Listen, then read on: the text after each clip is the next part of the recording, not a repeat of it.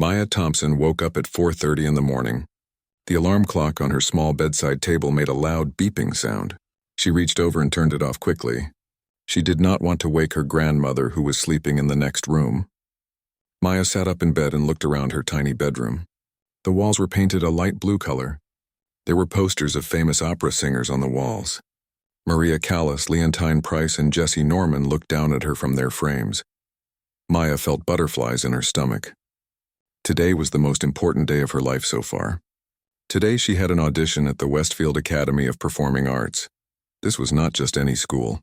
It was one of the best music schools in the entire country. Students who went to Westfield often became famous singers and musicians. They performed in big concert halls and opera houses around the world. She got out of bed and walked quietly to the bathroom. She looked at herself in the mirror. A 15-year-old girl with dark brown skin and thick curly hair looked back at her. Her eyes were brown and they showed how nervous she felt. Maya splashed cold water on her face. She needed to wake up properly. She had a long day ahead of her. Maya went back to her room and picked up the dress that was hanging on her closet door. It was a simple black dress. Her grandmother had bought it for her last week at a thrift store. They had spent 2 hours looking through racks of clothes to find something nice that they could afford. Her grandmother worked as a cleaner at an office building. She also worked part-time at a grocery store on weekends. Money was always tight in their house. Maya put on the black dress and looked at herself in the small mirror on her wall. She looked older in this dress, more professional. She hoped the judges at the audition would take her seriously. She hoped they would see past her age and really listen to her voice. She walked to the kitchen and made herself some toast and tea. She was too nervous to eat much, but her voice teacher always told her she needed something in her stomach before singing. Maya sat at the small kitchen table and ate slowly. She thought about the aria she would sing today. It was from an opera called La Bohème by Puccini. The aria was called Si mi chiamano Mimi. In English, this meant, yes, they call me Mimi. Maya had been practicing this aria for 3 months. Her voice teacher, Mrs. Chen, had helped her learn every note and every word.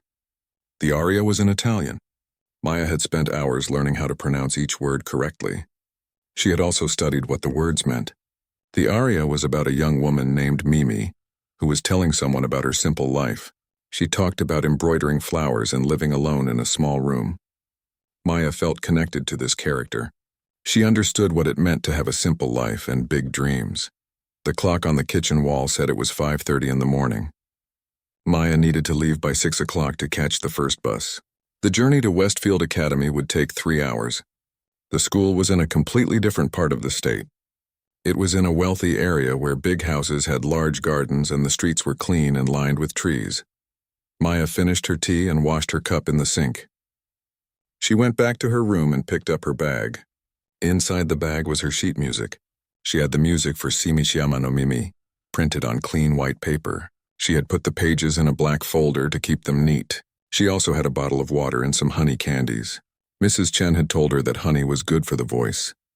Maya heard a sound from her grandmother's bedroom. The door opened and her grandmother came out. She was a small woman with gray hair and warm brown eyes. She was wearing her old bathrobe and slippers. "Baby, you're up early," her grandmother said with a smile. Her voice was soft and kind. "I have to catch the bus, Grandma," Maya said. She tried to smile, but she was so nervous that her smile looked more like a worried expression.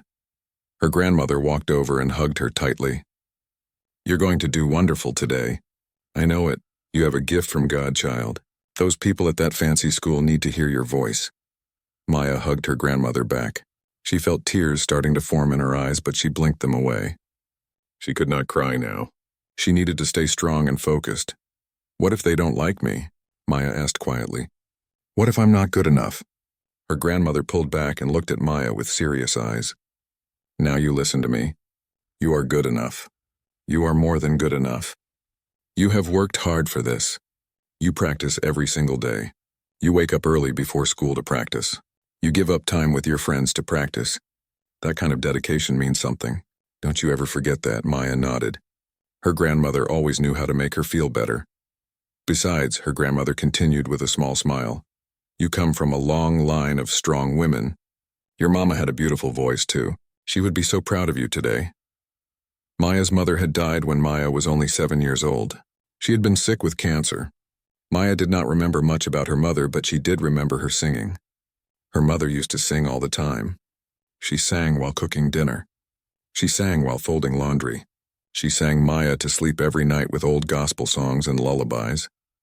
"I wish she could be here," Maya said softly. "She is here, baby. She's always with you, especially when you sing," her grandmother said. Maya picked up her bag and gave her grandmother one more hug. Then she walked to the front door. Her grandmother followed her. "You call me as soon as you're done, you hear? I don't care what time it is." "I want to know how it went," her grandmother said. "I will, Grandma. I promise," Maya said. She opened the door and stepped outside. The morning air was cold and fresh. The sky was still dark, but there was a hint of light on the horizon. The sun would be coming up soon. Maya walked down the street toward the bus stop. Their neighborhood was quiet at this hour. Most people were still asleep in their beds. Maya reached the bus stop and sat down on the bench to wait. She pulled her jacket tighter around her body. The cold morning air made her shiver. She looked at her phone. It was 5:55. The bus should arrive any minute now. She thought about all the things that had led her to this moment. She had started singing when she was very young. At first, she just sang in church with the choir. The music director at church had noticed her voice. He told her grandmother that Maya had real talent. He said she should get proper training. That was when her grandmother found Mrs. Chen. Mrs. Chen was a voice teacher who had moved to their town from New York City. She had been a professional opera singer when she was younger. She had performed in theaters across America and Europe. Now she was retired and she taught voice lessons from her home. Mrs. Chen did not usually take students as young as Maya had been. Maya was only 9 years old when she first went to Mrs. Chen's house. But Mrs. Chen heard Maya sing and she immediately agreed to teach her. Mrs. Chen saw something special in Maya's voice. For the past 6 years, Maya had been taking lessons with Mrs. Chen twice a week. Her grandmother paid for the lessons with money she saved from her jobs. It was not easy. Sometimes her grandmother had to skip buying things she needed so they could afford the lessons. But her grandmother always said it was worth it. She said investing in Maya's talent was the most important thing she could do. Maya heard the rumble of the bus engine. She looked up and saw the bus coming down the street. The headlights were bright in the early morning darkness. The bus stopped in front of her with a loud hissing sound. The doors opened. Maya stood up and climbed the steps into the bus. "Good morning," the bus driver said. He was an older man with a friendly face. "Good morning," Maya replied. She paid her fare and found a seat near the back of the bus. The bus was mostly empty at this hour. There were only a few other passengers. An older woman sat near the front with shopping bags at her feet. A young man in work clothes sat in the middle, his eyes closed as he tried to sleep. Maya sat down by the window and put her bag on her lap. The bus started moving again. Maya watched as her neighborhood passed by outside the window. She saw the corner store where she and her grandmother bought groceries. She saw the church where she sang every Sunday. She saw the park where she used to play when she was little. Everything looked different in the early morning light. The bus ride was long. Maya had to take 3 different buses to get to Westfield Academy. The first bus took her to the downtown terminal. There she waited for 30 minutes before catching the second bus. The second bus took her out of the city and into the suburbs. Everything started to look different. The buildings were newer and cleaner. The streets were wider. There were more trees and parks. Maya transferred to her third and final bus. This bus took her through neighborhoods she had only seen in magazines. The houses were huge. They looked like mansions to Maya. Each house had a perfectly cut lawn and expensive cars in the driveway. Maya pressed her face close to the window and stared. She had never seen houses like this in real life. The bus finally stopped at the corner near Westfield Academy. Maya got off and looked around. She could see the school building in the distance. It was enormous, and the building was made of red brick and had tall white columns in front. It looked more like a museum or a government building than a school. There were beautiful gardens around the building with flowers and fountains. Maya walked slowly toward the building. With each step, her heart beat faster. She felt like she might throw up from nervousness. She took deep breaths to calm herself down.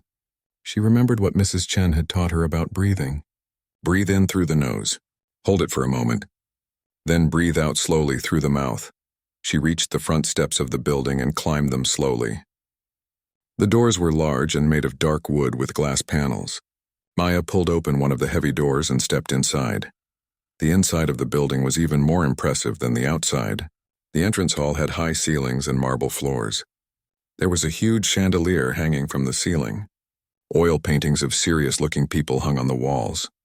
These were probably past teachers and famous students of the school. Maya saw a sign that said "Auditions this way" with an arrow pointing down a hallway. She followed the arrow.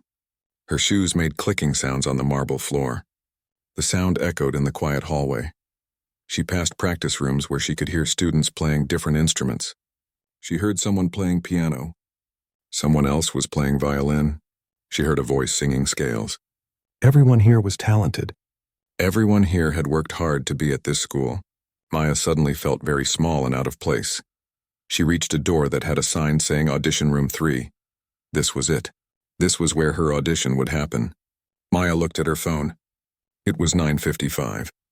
Her audition was scheduled for 10 o'clock. She was right on time.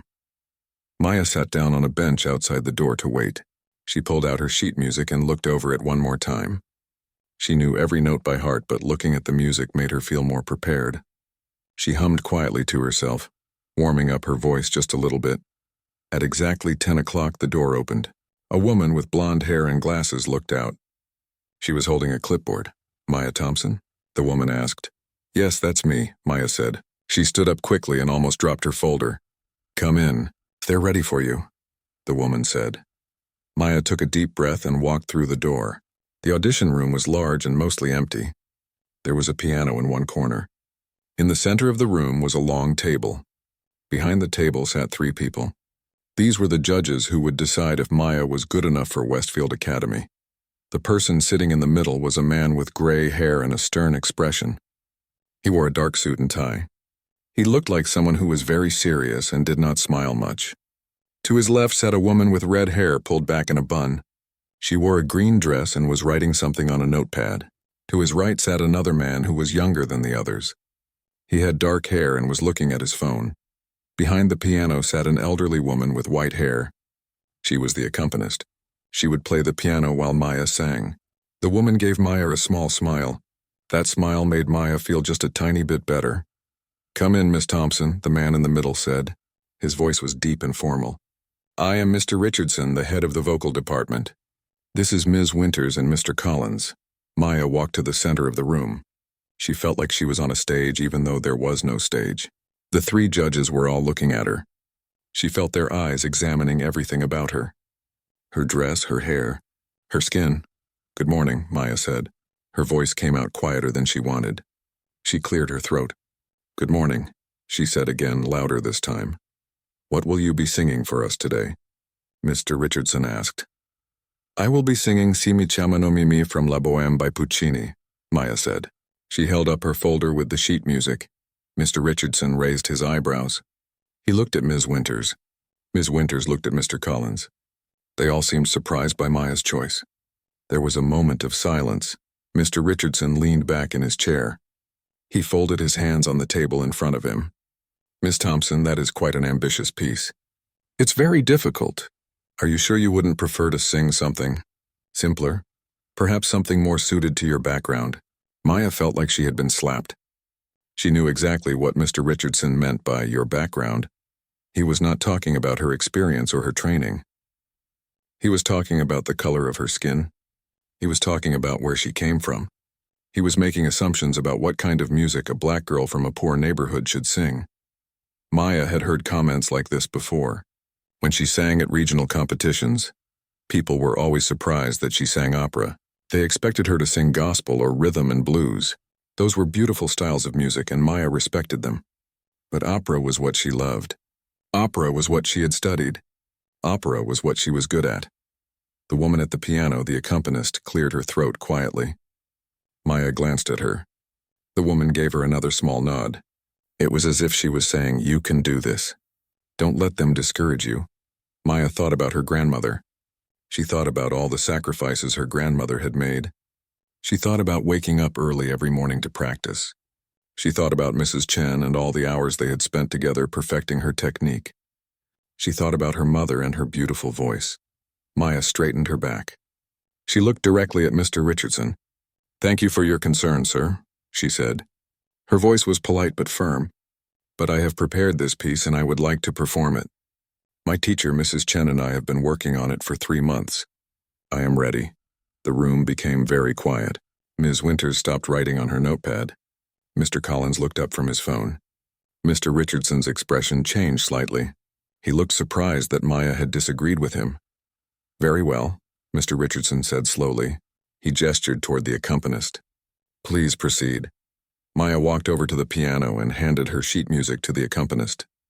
The woman took it and placed it on the music stand. She looked at Maya with kind eyes. "Just breathe and sing from your heart." The woman whispered so quietly that only Maya could hear. "Show them what you can do." Maya nodded. She walked back to the center of the room. She closed her eyes for a moment. She thought about everything Mrs. Chen had taught her. Stand up straight, shoulders back but relaxed. Breathe from the diaphragm. Think about the meaning of the words. Become the character. Feel the emotion. Maya opened her eyes. She looked at the accompanist and nodded. She was ready. The accompanist placed her fingers on the piano keys. The audition was about to begin. Maya stood in the center of the audition room. Her heart was beating so fast that she could hear it in her ears. She could feel sweat forming on her palms. She rubbed her hands gently against her black dress to dry them. The 3 judges sat behind their table watching her. Mr. Richardson had his arms crossed over his chest. He looked like he was waiting for her to fail. Ms. Winters had her pen ready to take notes. Mr. Collins had finally put his phone down and was paying attention. The accompanist sat at the piano with her fingers resting lightly on the keys. The elderly woman had a calm, peaceful expression on her face. She looked at Maya and gave her an encouraging smile. That smile helped Maya feel a little bit braver. Maya took a deep breath. She tried to remember everything that Mrs. Chen had taught her over the years. All those lessons, all those hours of practice, everything had led to this moment. This one audition could change her entire life. If she got accepted to Westfield Academy, she would receive the best musical education in the country. She would study with famous teachers. She would perform in beautiful concert halls. She would be one step closer to her dream of becoming a professional opera singer. But if she failed this audition, everything would be different. She would go back to her small town. She would finish high school there. Maybe she would keep taking lessons with Mrs. Chen if her grandmother could still afford it. Maybe she would go to a regular college and study something practical. Maybe she would have to give up on her dream of singing opera. Maya felt the weight of this moment pressing down on her. It felt heavy like a stone sitting on her chest. She wanted to run out of the room. She wanted to get back on the bus and go home. She wanted to hide under her blanket and pretend this day never happened. But then she thought about her grandmother. She pictured her grandmother getting ready for work right now. Her grandmother would put on her cleaning uniform and pack her lunch in a paper bag. She would take 2 buses to get to the office building where she worked. She would spend hours on her hands and knees scrubbing floors and cleaning bathrooms. She would do this every single day without complaining. Her grandmother did all of this so Maya could have opportunities, so Maya could take voice lessons, so Maya could come to this audition. Her grandmother believed in her. Her grandmother had faith that Maya had a special gift. Maya also thought about Mrs. Chen. Mrs. Chen could have spent her retirement relaxing and enjoying her life. But instead she chose to teach. She chose to pass on her knowledge to young singers. Mrs. Chen had spent countless hours with Maya. She had taught her technique and artistry. She had shared stories about performing in famous opera houses. She had told Maya that she had what it took to succeed in this difficult profession. Mrs. Chen had prepared Maya for this exact situation. She had warned her that as a young black woman in the world of classical music, Maya would face challenges. People would make assumptions about her. They would underestimate her. They would suggest she should sing different kinds of music. Mrs. Chen had said that the only answer to doubt was excellence. The only way to change people's minds was to show them what she could do. When you walk into that audition room, Mrs. Chen had told her during their last lesson, you carry more than just yourself. You carry the legacy of all the black opera singers who came before you.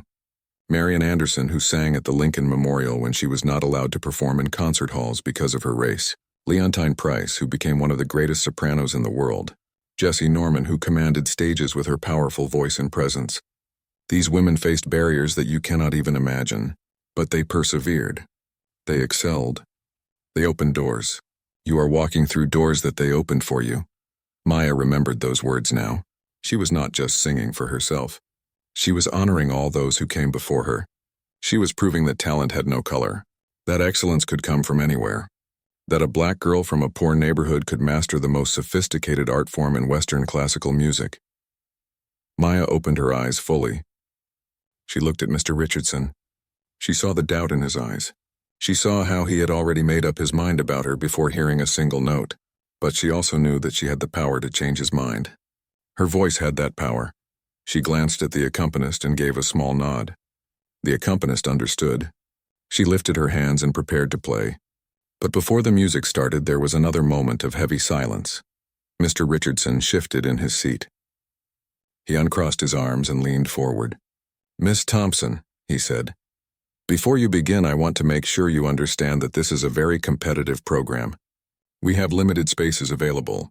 We are looking for students who show not just talent, but also the maturity and technical skill to handle our rigorous curriculum. The piece you have chosen is typically sung by professional sopranos. It requires a level of control and artistry that takes years to develop." Maya understood what he was really saying. He was giving her one more chance to change her mind. He was suggesting that she was not ready for this, that she should choose something easier, that she should lower her expectations. Ms. Winters spoke up for the first time. Her voice was softer than Mr. Richardson's. "We have some lovely art songs by American composers if you would prefer. Or perhaps a traditional spiritual? Those would also showcase your voice nicely." There it was again. The assumption that as a black singer, Maya should stick to spirituals and folk songs. Maya had nothing against those genres. In fact, she loved spirituals. She sang them in church all the time. They were beautiful and meaningful songs, but that was not what she had prepared for this audition. And that was not the only kind of music she could or should sing. Maya felt a flash of anger in her chest.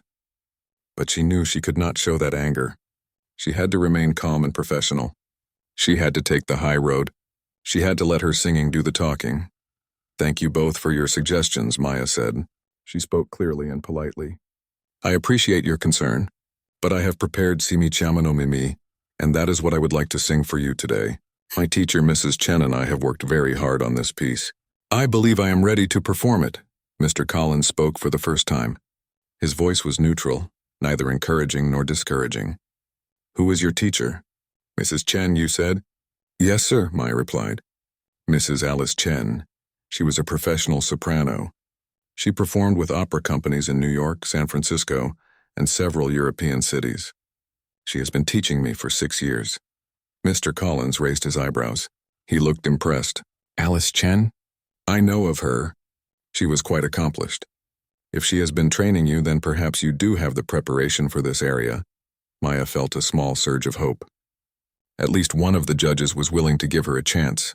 Mr. Richardson and Ms. Winters exchanged looks but said nothing more. "Very well," Mr. Richardson said with a sigh. He waved his hand in a gesture that said, "Get on with it." "Proceed with your prepared piece." Maya nodded. Her mouth felt dry. She wished she could take a sip of water, but her water bottle was in her bag across the room. She swallowed and tried to create some moisture in her mouth. She rolled her shoulders back and settled into her posture. Feet slightly apart, knees soft, not locked. Chest open, neck relaxed. The accompanist looked at Maya one more time. The woman's eyes were kind and encouraging. Maya could see that this woman understood what she was going through. Maybe the accompanist had faced similar doubts and challenges in her own career. Maybe she too had been underestimated. The woman gave Maya a slight nod that seemed to say, "I believe in you." That nod meant everything to Maya. In this room full of doubt and skepticism, here was one person who was on her side. One person who wanted her to succeed. Maya nodded back. She was ready. She took one more deep breath. She imagined the air filling her lungs completely. She felt her ribs expand. She felt her diaphragm engage. This was the breath that would support her singing. This was the foundation of everything. Maya thought about the character she was about to portray. Mimi was a young woman who worked embroidering flowers on fabric. She lived alone in a small attic room. She was poor, but she found beauty in simple things. She loved the first rays of sunlight coming through her window. She loved the smell of roses in spring. She was telling the man she just met about her life. She was opening her heart to him. Maya understood Mimi. She knew what it was like to have a simple life but big dreams. She knew what it was like to find beauty in small moments. She knew what it was like to hope for something better. Maya was not just going to sing this aria. She was going to become Mimi. She was going to live in that character completely. The first notes of the piano introduction filled the room. The accompanist played with sensitivity and expression. The music was gentle and flowing like a stream of water. Maya listened carefully. She counted the measures in her head. She knew exactly when to come in. She opened her mouth. The first word formed on her lips. But before the sound came out, Maya felt a moment of pure terror. What if her voice cracked? What if she forgot the words? What if she could not hit the high notes? What if Mr. Richardson was right and she was not ready for this? All these fears rushed through her mind in a split second. But then something else happened. Maya heard her grandmother's voice in her head. "You have a gift from God, child," she heard Mrs. Chen's voice. "You are ready for this. Trust your training." She heard her mother's voice from long ago, singing her to sleep with lullabies. The fear did not go away completely, but Maya found courage underneath the fear. She found strength that she did not know she had. She found her voice. The first notes came out pure and clear. "Si mi chiamano Mimi." Yes, they call me Mimi. Maya's soprano voice floated into the room like a bird taking flight. The sound was beautiful. It was controlled. It was confident. Mr. Richardson sat up straighter in his chair. Ms. Winters stopped writing and looked up. Even Mr. Collins, who had seemed bored before, was now paying full attention. Maya continued singing. The Italian words flowed naturally from her mouth. She had practiced the pronunciation so many times that it felt comfortable now. She was not thinking about the words anymore. She was living them. She was Mimi telling her story. The melody moved up and down following the contours of the text. Maya's voice moved with ease through the different registers. The lower notes were warm and full. The middle voice was rich and expressive. And when she reached the higher notes, they soared with a bright, clear quality that filled the entire room. But Maya was not just showing off her vocal range. That was not the point of this area. The point was to tell a story, to express emotion, to create a character, and that is exactly what Maya was doing. When Mimi sang about her lonely life, Maya's voice had a touch of sadness in it. When Mimi sang about the roses and the first kiss of April, Maya's voice became lighter and more hopeful. The accompanist played with beautiful sensitivity. She followed Maya's phrasing perfectly. She gave her space when needed. She supported her when the music required it. The two of them were working together to create something special. Maya was no longer nervous. She was not thinking about the judges or the audition anymore. She was completely inside the music. This was why she loved singing. In these moments, she could forget about everything else. She could forget about being poor. She could forget about being different. She could forget about all the people who doubted her. There was only the music and the character and the emotion. The aria built toward its climax. The musical phrases became more intense. The emotions became stronger. Mimi was no longer talking about flowers and sunshine. She was revealing her deepest feelings. She was admitting that she did not even know her neighbor's name, but she was comfortable talking to him. She was showing her vulnerability. Maya poured everything she had into these moments. Her voice grew in power and intensity, but she never lost control. She never pushed too hard. Mrs. Chen had taught her that the most powerful singing comes from a balance of strength and ease. You had to have strong technique, but you also had to let the voice flow naturally. The high notes came. These were the notes that many singers struggled with. These were the notes that required excellent breath support and precise control. Maya approached them with confidence. She did not reach for them. She did not strain. She let her technique do the work. The notes came out clear and beautiful. They rang through the room with a quality that was almost magical. In the audience area behind the judging table, Mr. Richardson's mouth had fallen slightly open. Ms. Winters had put her pen down completely. She was leaning forward with her elbows on the table.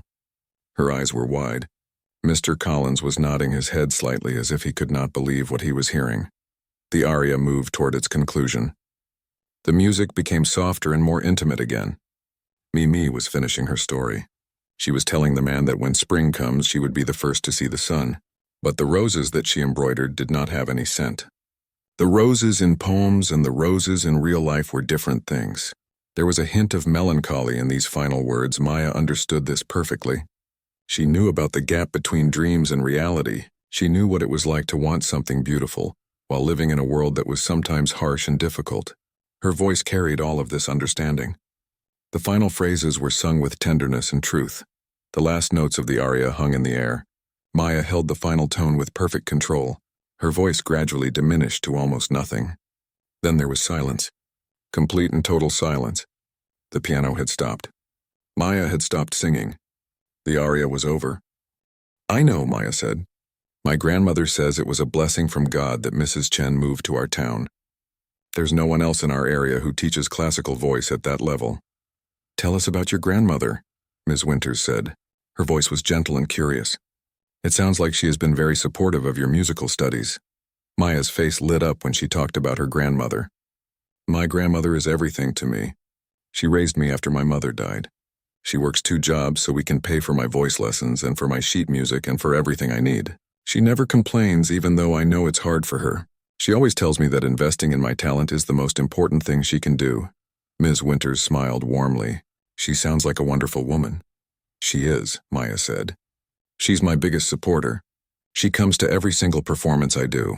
She sits in the front row and she always cries when I sing. She's probably at work right now, but she told me to call her as soon as my audition is over. She wants to know how it went." "Well, you will have very good news to tell her," Mr. Collins said with a grin. Mr. Richardson asked more questions. He wanted to know about Maya's academic performance in school. He wanted to know what other activities she was involved in. He wanted to know about her long-term goals. Maya answered each question honestly. She told them that she was a good student with mostly A grades. She said that she sang in her church choir and in her school chorus. She said that she had competed in several regional vocal competitions and had won awards. She told them that her dream was to become a professional opera singer. She wanted to perform on the great stages of the world. She wanted to bring opera to people who might never have experienced it before. "Why opera?" Mr. Richardson asked. "It's a very difficult career path. Very few singers make it to the professional level. And for someone from your background, the challenges would be even greater. Have you thought about pursuing other types of music that might be more accessible?" Maya had been asked this question many times before. She had a ready answer. "I love opera because it combines everything I'm passionate about. Music, storytelling, acting, emotion, beauty. When I watch a great opera performance, I feel like I'm experiencing something transcendent, something that lifts me above my everyday life. I want to create that experience for other people." She paused and then continued with more passion in her voice. "And yes, I know it will be difficult. I know there are not many black women in opera. I know I will face challenges because of my race and my background. But that makes me want to do it even more. I want to show young black girls that they can pursue classical music. That opera is for everyone, not just for wealthy white people. I want to open doors for others the way singers like Leontine Price and Jesse Norman opened doors for me." The room was quiet again, but this time, it was a different kind of silence. It was a silence of respect. The 3 judges were looking at Maya with new appreciation. They saw not just a talented singer, but a young woman with purpose and vision. Ms. Winters spoke softly. "That's a beautiful goal, Maya, and I believe you have what it takes to achieve it." Mr. Richardson cleared his throat. "We have a few more students to hear today, so we will need to let you go. But before you leave, I want you to know that your audition was truly memorable. We will be discussing all the applicants carefully over the next week. You should hear from us about our decision within 10 days. Maya nodded. "Thank you all so much for listening to me. Thank you for giving me this opportunity." She walked over to the piano to collect her sheet music from the accompanist. The elderly woman handed her the folder and then reached out and squeezed Maya's hand. "You have a very special gift, dear," the woman whispered. "Don't ever let anyone make you doubt yourself. The world needs to hear your voice." "Thank you," Maya whispered back. "Thank you so much for your beautiful playing. You made it easy for me to sing," the woman smiled. "It was my pleasure. I hope to work with you again very soon." Maya put her sheet music back in her bag. She took one last look at the 3 judges. They were all writing notes on their papers. Ms. Winters looked up and gave Maya an encouraging smile and a little wave. Maya waved back. She walked toward the door feeling like she was floating. Her legs still felt shaky, but now it was from excitement, not from fear. She had done it. She had actually done it. She had sung one of the most difficult arias in opera, and she had done it well, better than well. She had impressed 3 professional music educators at one of the best schools in the country. Maya opened the door and stepped out into the hallway. As soon as the door closed behind her, she leaned against the wall. All the tension and nervousness that she had been holding inside suddenly released. She let out a long breath. Her hands were shaking. She felt like she might laugh or cry or both. She pulled out her phone to call her grandmother. But then she realized she should wait until she got outside. She wanted to be able to talk freely without worrying about being overheard. She walked down the long hallway past the practice rooms. She could still hear students practicing inside. A violin, a cello, a soprano singing scales. Maya reached the entrance hall with its marble floors and its high ceilings. She pushed open the heavy wooden door and stepped outside. The fresh air felt wonderful on her face. The sun was shining. Birds were singing in the trees. The world looked brighter and more beautiful than it had when she arrived this morning. She walked down the front steps and found a quiet bench in the garden. She sat down and pulled out her phone. Her hands were still shaking slightly as she dialed her grandmother's number. The phone rang twice before her grandmother answered. "Baby, is that you? How did it go?" Her grandmother's voice was anxious and hopeful. Maya could not hold back anymore. The tears that she had been fighting started flowing down her cheeks. But they were happy tears. "Grandma," she said. Her voice was choked with emotion. "Grandma, I did it. I really did it. I sang well." They liked it. They really liked my singing. On the other end of the phone, she could hear her grandmother start to cry too. "Oh, baby, I knew you would." "I knew it. Tell me everything. Tell me exactly what happened." Maya sat on the bench in the garden outside Westfield Academy for almost an hour, talking to her grandmother. She told her everything that had happened in the audition room. She described how nervous she had been. She explained how Mr. Richardson had suggested she sing something simpler. She told her grandmother how she had found the courage to insist on performing the aria she had prepared. "That's my girl," her grandmother said with pride in her voice. "You stood up for yourself. You didn't let them push you around." Maya smiled through her tears. "I kept thinking about you, Grandma. I kept thinking about all the sacrifices you've made for me. I couldn't let you down. I had to show them what I could do." "Baby, you could never let me down," her grandmother said. "I'm proud of you no matter what happens. But I have a feeling you're going to get into that school. I can feel it in my bones." Maya hoped her grandmother was right. But she also knew that nothing was certain yet. The judges had said they would discuss all the applicants. There might be other students who were just as good or even better. Maya tried not to get her hopes up too high. After she finished talking to her grandmother, Maya called Mrs. Chen. Her voice teacher answered on the first ring. "Maya, I've been waiting for your call. How did it go?" Maya told Mrs. Chen everything, just as she had told her grandmother. Mrs. Chen listened carefully, asking questions about specific moments in the performance.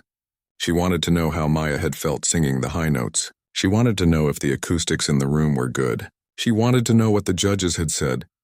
"Mrs. Chen, they loved it," Maya said. "They really loved my singing. Miss Winters said it was extraordinary. Mr. Collins said my technique was exceptional. And Mr. Richardson actually apologized for doubting me." There was a moment of silence on the other end of the phone. Then Mrs. Chen spoke, and her voice was thick with emotion. "Maya, I am so incredibly proud of you. You have worked so hard for this. You deserve this success. But more importantly, you showed them that talent has no boundaries. You showed them that a young black girl from a small town can master the most sophisticated art form in the world. You have honored all of us who came before you." Maya started crying again. Mrs. Chen's words meant everything to her. Mrs. Chen had given her so much. Not just vocal training, but also confidence and belief in herself. Mrs. Chen had seen potential in a 9-year-old girl that no one else had seen. She had nurtured that potential with patience and dedication. "I couldn't have done it without you," Maya said. "You taught me everything. You believed in me when other people didn't. Thank you, Mrs. Chen. Thank you so much." "You're welcome, dear," Mrs. Chen said. "But remember that I only guided you. The talent was always yours. The hard work was yours. The courage to stand in front of those judges and sing your heart out was yours. Don't ever forget that. They talked for a while longer and then Maya said goodbye. She looked at her phone and realized it was already afternoon. She had been at the school for hours. She needed to start the long journey home. She had 3 buses to catch. Maya stood up from the bench and took one last look at the beautiful building. The red brick walls, the white columns, the perfect gardens. Could this really become her school? Could she really study here and live here and learn from the best teachers in the country? Part of her still could not quite believe it was possible. It seemed too good to be true, but another part of her knew that she deserved this opportunity. She had worked hard enough. She was talented enough. She was ready. Maya walked to the bus stop and waited for her first bus. The ride home felt completely different from the ride there. In the morning, she had been full of anxiety and fear. Now she felt light and happy. She watched the scenery pass by outside the window. The big houses in their wealthy neighborhoods. The clean streets with their perfect lawns. Then gradually the neighborhoods became more modest as she got closer to her own part of town. By the time Maya got home, it was early evening. The sun was setting, painting the sky in shades of orange and pink. She walked up the steps to her grandmother's small house. Before she could even open the door, her grandmother pulled it open and wrapped her in a huge hug. "There's my opera star," her grandmother said, squeezing her tight. Maya laughed. "I'm not a star yet, Grandma. I don't even know if I got in." "You got in," her grandmother said with absolute certainty. "I know you did. Now come inside. I made your favorite dinner. Fried chicken and macaroni and cheese and green beans." Maya realized she was very hungry. She had been too nervous to eat much that morning. They sat at the small kitchen table and ate dinner together. Maya told her grandmother more details about the audition. Her grandmother listened with a big smile on her face, asking questions and laughing at the funny parts of the story. After dinner, Maya went to her room. She was exhausted from the long day and all the emotions, but she also felt energized and excited. She lay on her bed and looked at the posters of famous opera singers on her wall. Someday maybe her picture would hang on someone's wall. Maybe she would inspire a young girl the way these women had inspired her. The next week was the longest week of Maya's life. Every day she checked the mail, hoping to see a letter from Westfield Academy. Every time her phone rang, she jumped, thinking it might be them calling. But day after day, there was nothing. She tried to stay busy. She went to school and did her homework. She went to church and sang with the choir. She had her regular lessons with Mrs. Chen. But all the time in the back of her mind, she was thinking about the audition. Wondering what the judges had decided. Wondering if she would get accepted. These things take time. Mrs. Chen told her during one of their lessons. They have to listen to many students. They have to discuss and debate. They have to make difficult choices. Try to be patient. Maya tried, but patience was hard. She wanted to know now. She needed to know if her future would include Westfield Academy or not. On the 8th day after her audition, Maya came home from school and found her grandmother waiting for her at the door. Her grandmother was holding a large white envelope. Her hands were shaking and there were tears in her eyes. "It came," her grandmother said. "The letter from Westfield. I didn't open it. I wanted us to open it together." Maya's heart started beating very fast. This was it. This envelope held her future. She took it from her grandmother with trembling hands. The envelope was thick, which she had heard was usually a good sign. Thin envelopes usually meant rejection letters. Thick envelopes meant acceptance with lots of information about the school. But Maya did not want to assume anything. She carefully opened the envelope and pulled out the papers inside. The first page was a letter. She started reading. "Dear Miss Thompson, congratulations. We are pleased to inform you that you have been accepted to Westfield Academy of Performing Arts." Maya stopped reading. She looked at her grandmother. "I got in," she whispered. "Grandma, I got in." Maya sat on the bench in the garden outside Westfield Academy for almost an hour talking to her grandmother. She told her everything that had happened in the audition room. She described how nervous she had been. She explained how Mr. Richardson had suggested she sing something simpler. She told her grandmother how she had found the courage to insist on performing the aria she had prepared. "That's my girl," her grandmother said with pride in her voice. "You stood up for yourself. You didn't let them push you around." Maya smiled through her tears. "I kept thinking about you, Grandma. I kept thinking about all the sacrifices you've made for me. I couldn't let you down. I had to show them what I could do." "Baby, you could never let me down," her grandmother said. "I'm proud of you no matter what happens. But I have a feeling you're going to get into that school. I can feel it in my bones." Maya hoped her grandmother was right, but she also knew that nothing was certain yet. The judges had said they would discuss all the applicants. There might be other students who were just as good or even better. Maya tried not to get her hopes up too high. After she finished talking to her grandmother, Maya called Mrs. Chen. Her voice teacher answered on the first ring.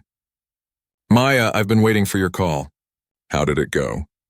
Maya told Mrs. Chen everything just as she had told her grandmother.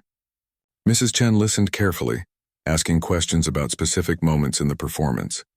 She wanted to know how Maya had felt singing the high notes. She wanted to know if the acoustics in the room were good. She wanted to know what the judges had said. "Mrs. Chen, they loved it," Maya said. "They really loved my singing. Ms. Winters said it was extraordinary. Mr. Collins said my technique was exceptional. And Mr. Richardson actually apologized for doubting me." There was a moment of silence on the other end of the phone. Then Mrs. Chen spoke, and her voice was thick with emotion. "Maya, I am so incredibly proud of you. You have worked so hard for this. You deserve this success.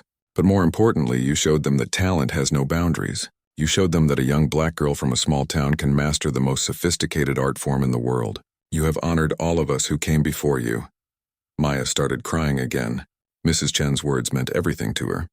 Mrs. Chen had given her so much. Not just vocal training, but also confidence and belief in herself. Mrs. Chen had seen potential in a 9-year-old girl that no one else had seen. She had nurtured that potential with patience and dedication. "I couldn't have done it without you," Maya said. "You taught me everything. You believed in me when other people didn't. Thank you, Mrs. Chen. Thank you so much." "You're welcome, dear," Mrs. Chen said. "But remember that I only guided you. The talent was always yours. The hard work was yours. The courage to stand in front of those judges and sing your heart out was yours. Don't ever forget that." They talked for a while longer, and then Maya said goodbye. She looked at her phone and realized it was already afternoon. She had been at the school for hours. She needed to start the long journey home. She had 3 buses to catch. Maya stood up from the bench and took one last look at the beautiful building.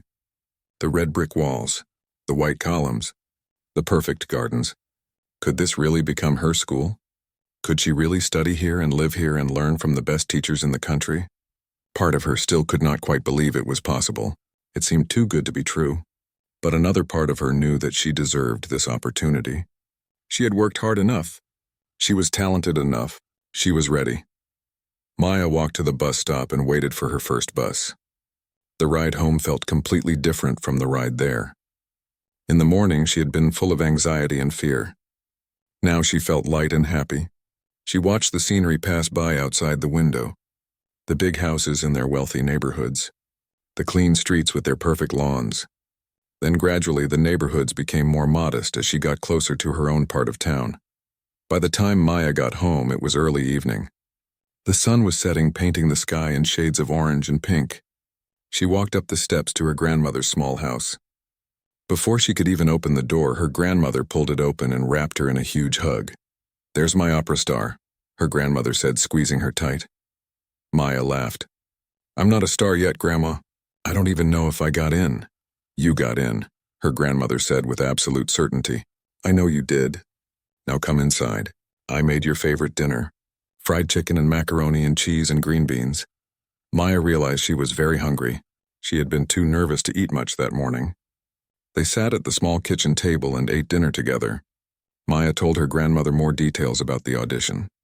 Her grandmother listened with a big smile on her face, asking questions and laughing at the funny parts of the story. After dinner, Maya went to her room. She was exhausted from the long day and all the emotions, but she also felt energized and excited. She lay on her bed and looked at the posters of famous opera singers on her wall. Someday maybe her picture would hang on someone's wall. Maybe she would inspire a young girl the way these women had inspired her. The next week was the longest week of Maya's life. Every day she checked the mail, hoping to see a letter from Westfield Academy.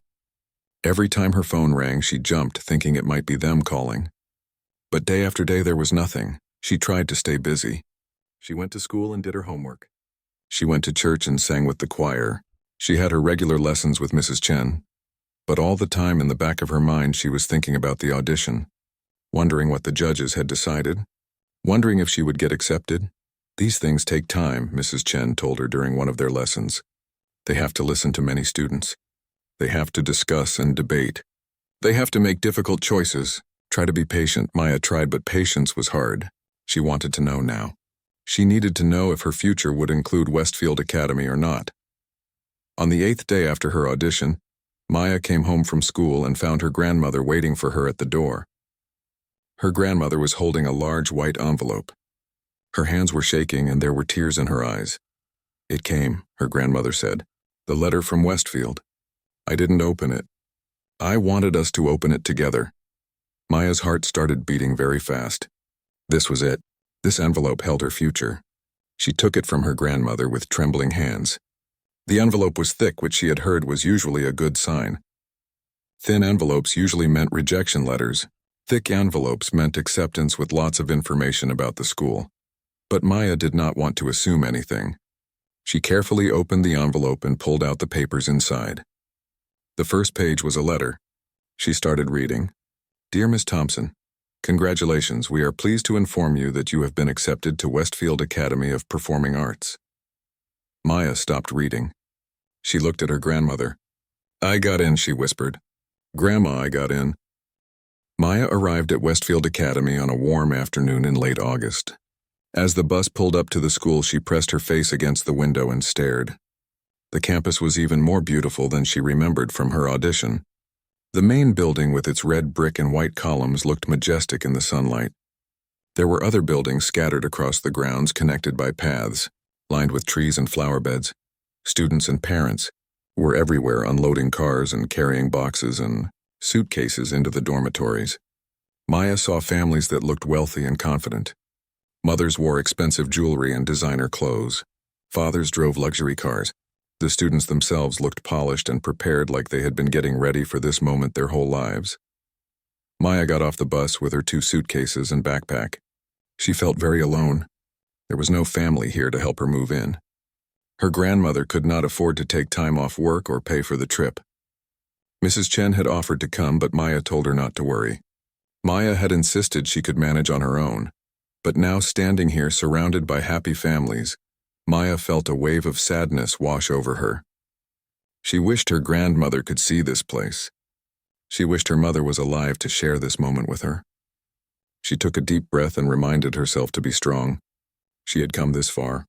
She could handle moving into a dorm room by herself. Maya found the housing office and checked in. A friendly student volunteer showed her to her room. It was on the 3rd floor of one of the dormitory buildings.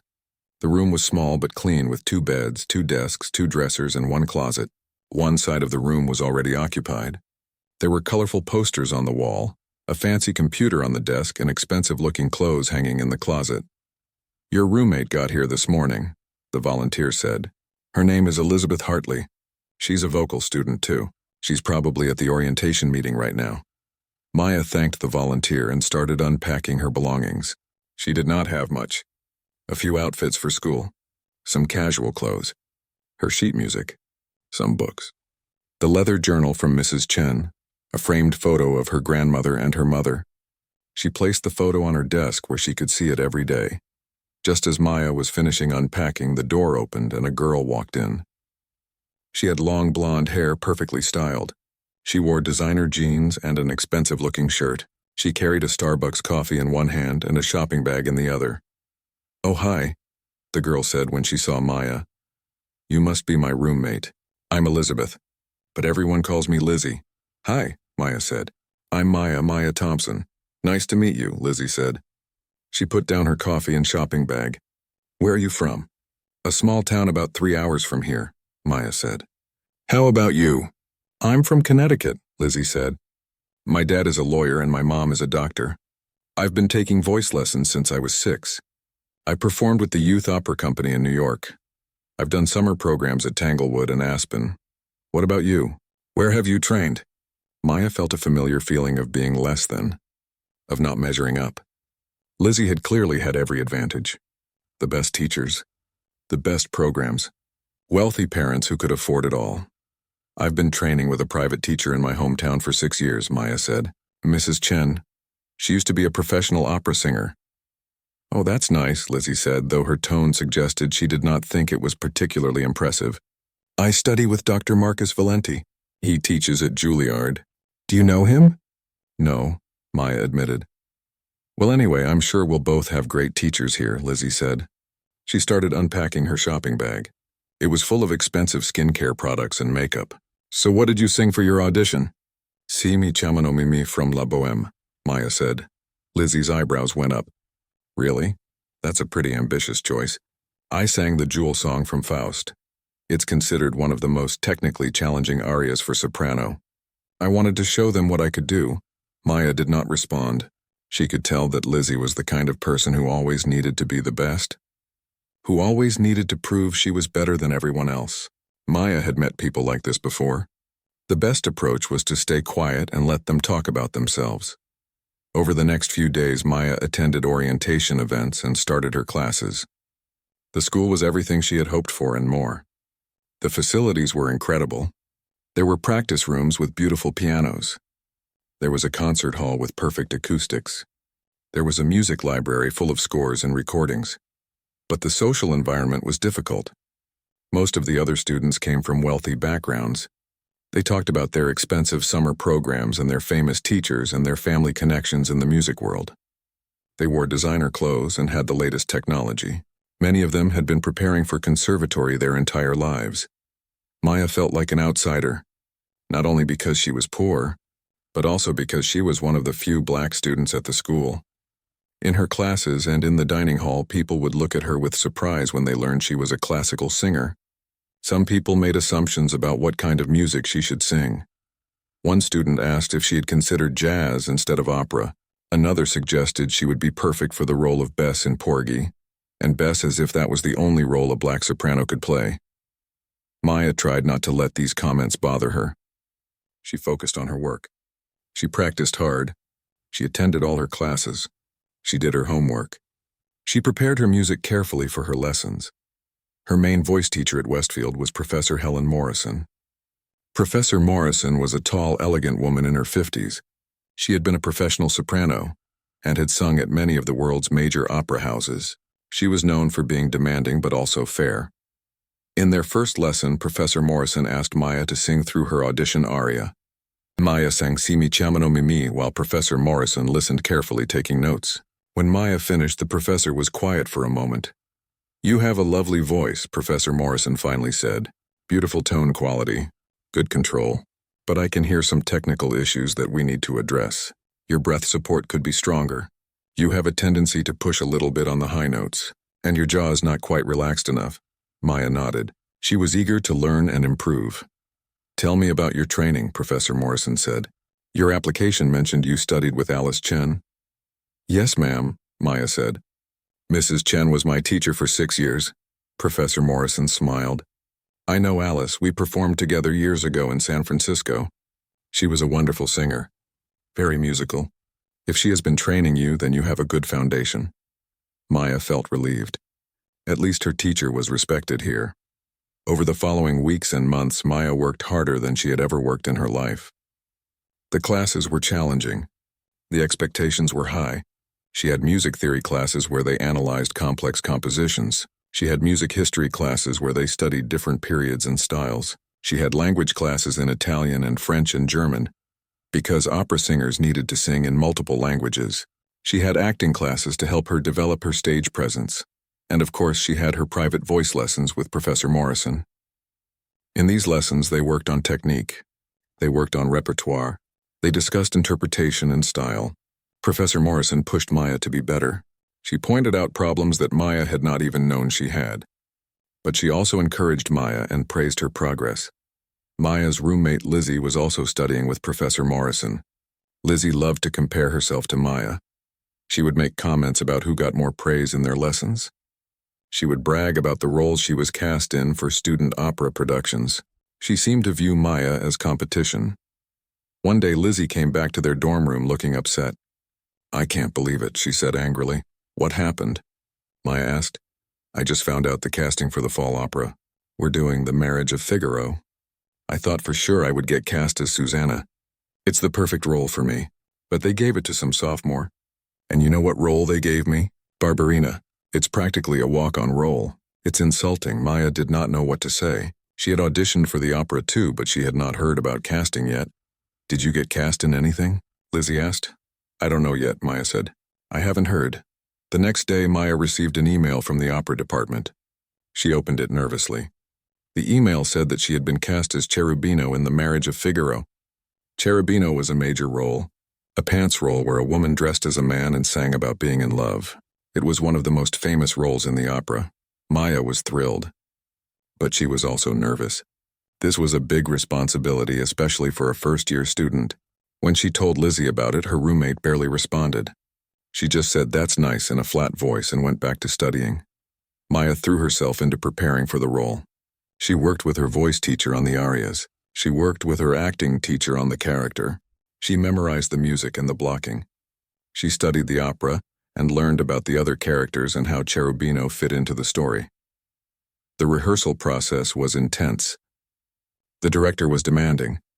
The schedule was exhausting, but Maya loved every minute of it. She loved being in the rehearsal room with other singers. She loved learning how to inhabit a character. She learned from amazing teachers who helped her grow as an artist. She performed in master classes with visiting opera stars. She sang in concerts and recitals. Most importantly, Maya never forgot who she was or where she came from. She stayed humble and hardworking. She called her grandmother every week and told her everything that was happening. She stayed in touch with Mrs. Chen and asked for advice when she needed it. She wrote in her leather journal documenting her experiences and her growth. During her second year at Westfield, something unexpected happened. Mr. Richardson, the stern judge who had doubted her at the audition, requested a meeting with Maya. She went to his office nervous about what he might want. Mr. Richardson invited her to sit down. He looked older than she remembered. His hair was more gray, but his expression was different too. He looked less stern and more thoughtful. "Miss Thompson, thank you for coming," he said. "I wanted to talk to you about something important." "Of course, sir," Maya said. Mr. Richardson took off his glasses and cleaned them. It was the same gesture he had made during her audition. "I have been thinking a lot about your audition 2 years ago. About the assumptions I made. About the way I tried to discourage you from singing the aria you had prepared." Maya did not know what to say, so she stayed quiet. "I was wrong," Mr. Richardson continued. "I made judgments based on your appearance and your background, rather than giving you a fair chance. That was unprofessional and it was prejudiced. I have been teaching music for 30 years and I thought I was beyond such biases, but your audition showed me that I still had prejudices I was not even aware of." He paused and looked directly at Maya. "Since that day I have been working to change. I have been examining my own assumptions and biases. I have been pushing for changes here at Westfield. We have started doing blind auditions where the judges cannot see the applicant. We have been recruiting more actively from communities that have been underrepresented in classical music. We have been creating scholarship programs to make this education accessible to talented students, regardless of their financial situation." Maya felt her eyes getting wet. She had not expected this. "I wanted to thank you," Mr. Richardson said.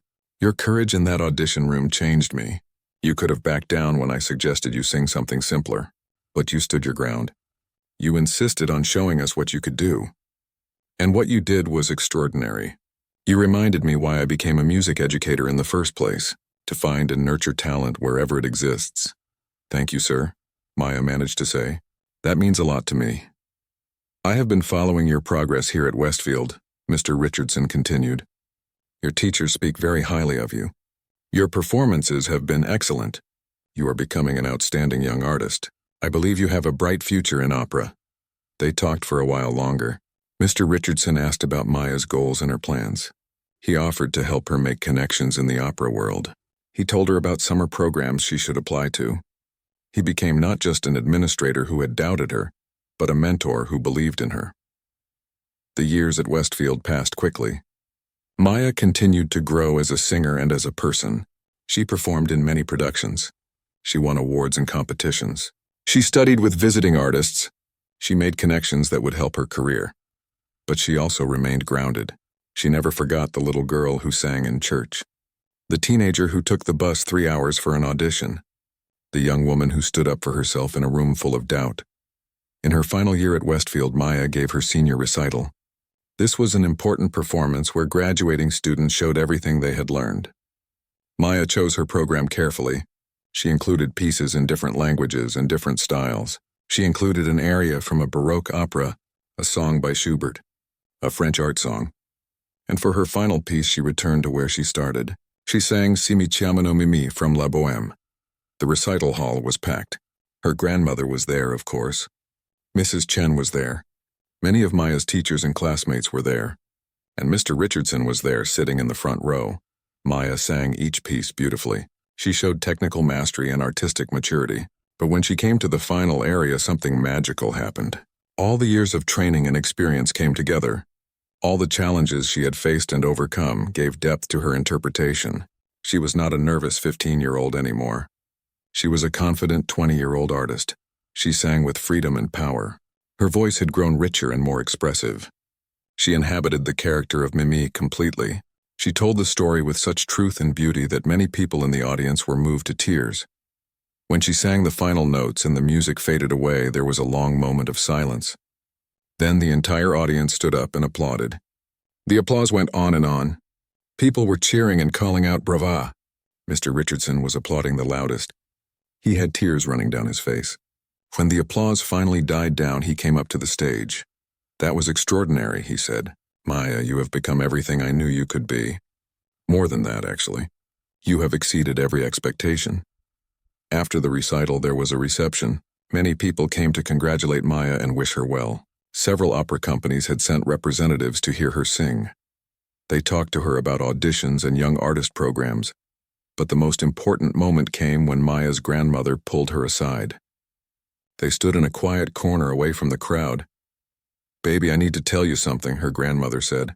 "Your mama would be so proud of you right now, not just because of your beautiful voice, but because of the person you have become. You stayed true to yourself. You stayed kind and humble. You used your gift to open doors not just for yourself but for others who will come after you. I love you, Grandma," Maya said, hugging her tightly. "None of this would have been possible without you. You sacrificed so much for me." "It was worth every penny and every hour," her grandmother said. "Watching you grow and achieve your dreams has been the greatest joy of my life." Maya graduated from Westfield with honors. She received multiple job offers from opera companies. She chose to join a prestigious young artist program at a major opera house. This program would give her the opportunity to perform small roles in big productions while continuing her training. But before she left for her new position, Maya went back home to visit her grandmother and Mrs. Chen. She gave a free concert at her church for the community that had supported her. The church was packed with people who had watched her grow up. People who had heard her sing in the choir when she was a little girl. People who had contributed money to help her grandmother pay for voice lessons. Maya sang arias and songs. She told stories about her experiences at Westfield. She thanked everyone for their support and encouragement. At the end of the concert, she spoke from her heart. "I want all the young people here to know something," Maya said. "Your dreams are valid. It does not matter where you come from or how much money your family has. It does not matter what other people think you should do, or what they say is possible for someone like you. If you have a gift and you are willing to work hard, then you can achieve great things." She looked around at all the faces in the church. "When I was 15 years old, I walked into an audition room and someone tried to discourage me. They made assumptions about me based on how I looked and where I came from. They suggested I should aim lower. But I did not listen to that voice of doubt. I listened to the voice of my grandmother who believed in me. I listened to the voice of my teacher who saw my potential. And most importantly, I listened to my own inner voice that told me I was capable of great things. So I encourage all of you, especially the young people," Maya continued. "Find what you love. Work hard at it. Do not let anyone tell you that you are not good enough or that you do not belong. Stand up for yourself. Believe in yourself. And use your gifts to make the world a little bit better." The church erupted in applause. Maya's grandmother was crying again. Mrs. Chen was beaming with pride. And Maya felt a deep sense of gratitude and purpose. 5 years later, Maya made her debut at the Metropolitan Opera in New York. She had worked her way up through smaller roles at various opera companies. She had continued to study and improve her craft. She had gained experience and confidence. And now she was getting her chance to perform on one of the most prestigious stages in the world. The opera was La Bohème. and Maya was singing the role of Mimi, the same character whose aria had launched her career at her Westfield audition. It felt like everything had come full circle. Opening night arrived. Maya stood backstage preparing for her entrance. She thought about the long journey that had brought her to this moment. The little girl singing in church, the teenager on the bus going to her audition, the young woman standing up to doubt and prejudice. All of those versions of herself had led to this. The performance was a triumph. Maya sang with power and beauty and depth. The critics raved about her performance. The audience gave her a standing ovation. And in the audience that night were the people who mattered most to her. Her grandmother was there looking elegant in a new dress. Mrs. Chen was there smiling proudly. And Mr. Richardson was there too. After the performance, he came backstage to see her. "Maya," he said. His voice was thick with emotion.